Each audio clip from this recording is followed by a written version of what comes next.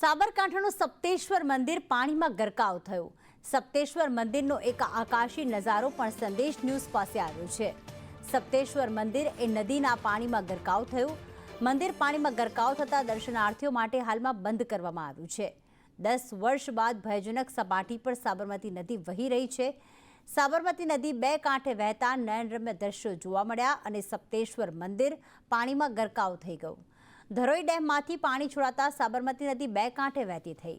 નદી કિનારે ચુસ્ત પોલીસ બંદોબસ્ત પણ ગોઠવવામાં આવ્યો છે।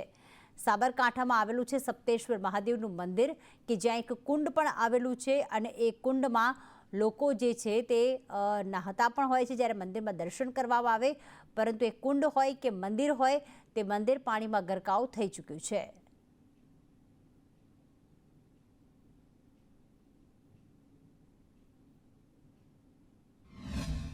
સાબરકાંઠાના ધરોઈમાં આવક વધુ હોવાથી પાણી છોડાયું છે। પાણી છોડાયાના કારણે જે સાબરમતીમાં પુષ્કળ પ્રમાણમાં પાણી આવ્યું છે, 1 લાખ ક્યુસેક કરતાં વધુ પાણી છોડાતા હાલમાં સપ્તેશ્વર નદીમાં ભારે પૂરની સ્થિતિ પેદા થઈ છે।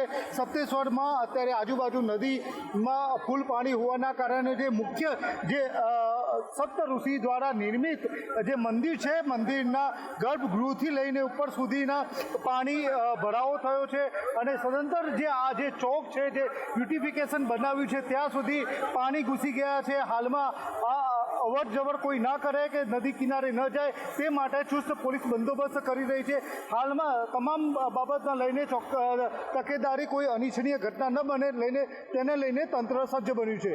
હિતેશ રાવલ, સંદેશ ન્યૂઝ, સાબરકાંઠા।